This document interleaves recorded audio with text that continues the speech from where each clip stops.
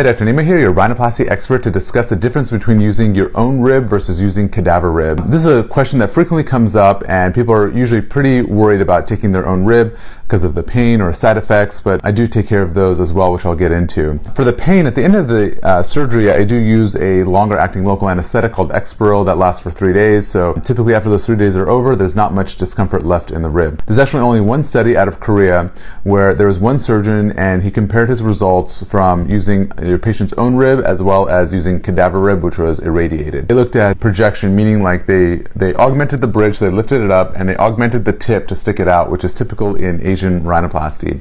And then what they did was they took these two groups of people. There were about 63 people in the autologous using your own rib group and about 20 people in the cadaver rib, which was irradiated. And then they showed them to rhinoplasty surgeons that were blinded, meaning they didn't know which rib was placed.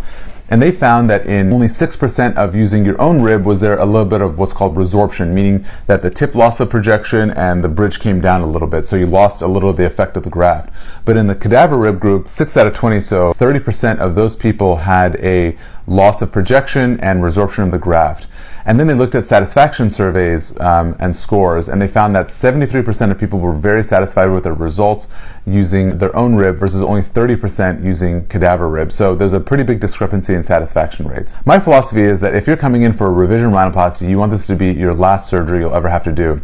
Even if there's a small chance of resorption, I prefer to use your own rib to give you the best possible chance. Honestly, it's a little bit more work for me to take your own rib and the added stress of taking the rib, but in the end, if it means for you to have a better result that you're going to be more satisfied with, I prefer to use your own rib. The rest of the studies that are out there only look at one type of cartilage. So if it's a surgeon that uses mostly cadaver rib, they'll go over their data, and then if it's a person who uses their autologous rib, they'll go over that data too. But it's really hard to compare the two, especially when they're not done by the same surgeon. So those studies are a lot weaker because they try to measure resorption or revision rates, but those are very subjective, and the quality of those studies aren't that great.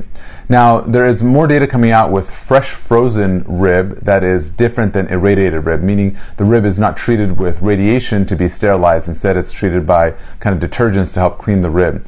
The jury's still out on that. They're still studying that. But again, I feel like if you're going to come in for surgery, using your own rib is the best and the gold standard.